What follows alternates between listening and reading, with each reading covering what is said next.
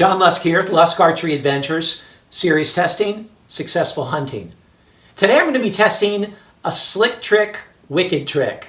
This is really a cool head. Okay, for years I used to shoot the slick tricks. I took a number of animals with the slick trick standard and with the Magnum as well, and recommended them a lot to a lot of my friends, and they took animals with them.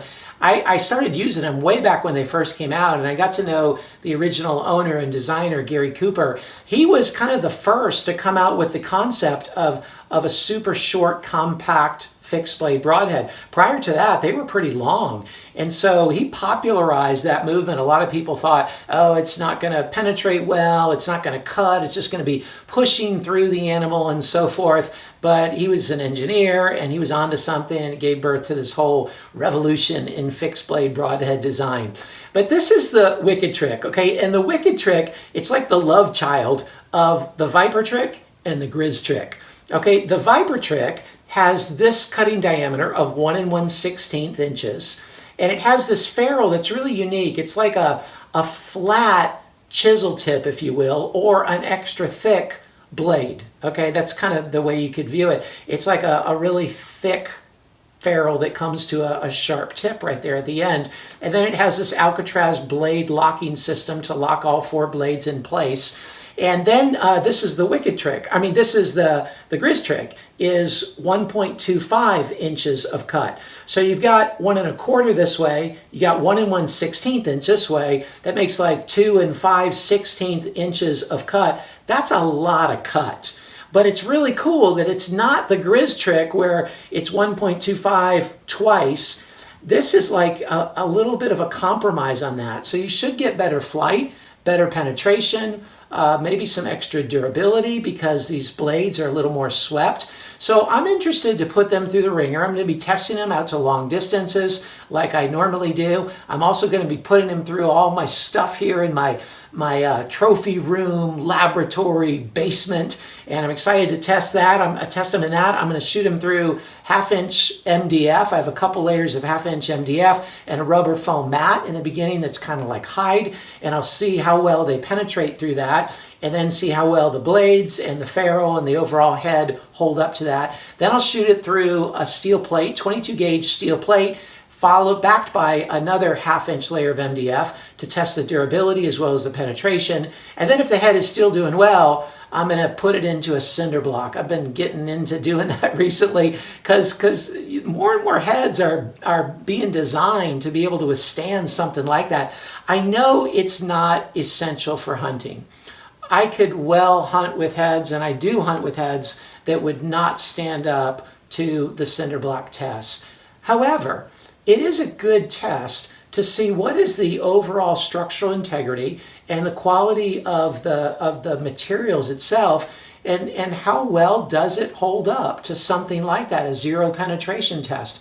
Man, when you hit a really heavy femur or something like that, man, that head is going to be rocked and it's going to be tested. So is it essential? No. Is it informative? Yes. And if I'm debating between 2 heads and one holds up really well to the cinder block and the other does not hold up too well to the cinder block, well, I'm going to go with the one that holds up well to the cinder block. Why not? So I'm going to be testing it through that, and we'll see what happens with the wicked trick. Wicked trick, 80 yards.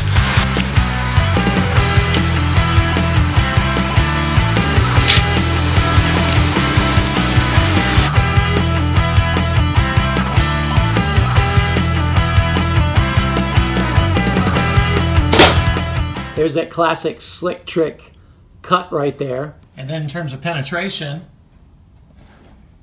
you can see it blew through the first layer of MDF and then stuck in that second layer really well. Yeah, all the blades went in there. And then in terms of how well it penetrated, you can see it coming out the back side right there also. Yeah, that's impressive with such a big cut. Man, it poked a nice hole in there. Let's pull it apart, see how it did. After going through the first few layers of MDF there, the first 2 layers held up really well. The blades are in great shape, still shaved nail. But the tip, I'm a bit surprised about. The tip folded over. You really don't see that with chisel tip very often. Actually, with even cut on contact blades, I don't see that much. I can't remember seeing that. And this is kind of a modified cut on contact / chisel tip, but you can see that tip really folded over even in just the 2 layers of MDF. That's a bit surprising. Now I'm going to shoot the wicked trick through this steel plate. I got a 1/2 inch layer of MDF behind it as well. Let's see how it does. See, it made a nice hole there in the steel. And then in terms of the penetration, went through steel and the MDF and then just poked out the back there. So not really the best penetration. That's a nice hole that the wicked trick put in the steel right there. Blades cut right through it, and it really opens up a nice hole given the size of that cut. So here you see the wicked trick after going through the steel plate, and you can see the blades there, the bleeders that have that steep blade angle and that full 1 1/4 inch cut. They got nicked up quite a bit. I suppose you could resharpen those, but it's nice they can just be replaced. And you see the tip there, that's the same tip as before. It looks like it may have gotten a little bit more bent up on that. Yeah, it definitely curled more on that shot. The main blades held up better. They got dulled quite a bit, but they didn't get nicked up. Now I'm going to shoot the wicked trick into the cinder block.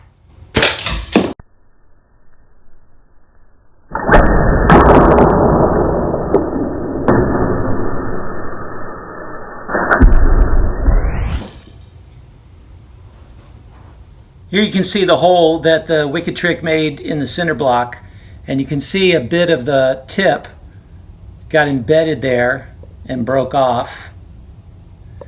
And then as for the head itself, yeah, it didn't fare so well. It got it got kind of curly-cued. So you can see it never did make it to, the penetration didn't make it to those big bleeders, or the cross blades, the larger ones, but the ferrule itself got pretty mangled up. But again, it did penetrate a bit, and it did leave a mark. It left a chip of blade. Well, there you see the testing. The wicked trick. It's really a good broadhead. I love the design of the wider cut and the shorter cut and the 4 blades like that. The flight, my goodness, it's one of the most forgiving heads I've shot. It was so easy to just get up there and boom, drill it through that balloon. And I took several shots. It was grouping well out to 80 yards. So the flight was fantastic. The penetration was also really good, to be pushing 2 5/16 inches through all that. That's inches of blade through all that stuff. Man, that's really impressive. So the penetration through the wood was really good. The durability was a bit wanting. For the tip to curl over like that in MDF, that's not so encouraging. To see a bit of the nicking in the blades from the steel, that's okay. That's kind of to be expected. The way it held up to the cinder block was revealing. It's all stainless steel, and it's a really solid head, but it just didn't hold up to the cinder block like a lot of other heads are being able to do nowadays. So overall, though, it's still a good head. I mean, again, I know you don't hunt cinder block, and pretty much any animal in North America, I think this would hold up well for. So if you're looking for a head to use for an upcoming hunt, check out Slick Trick Wicked Trick.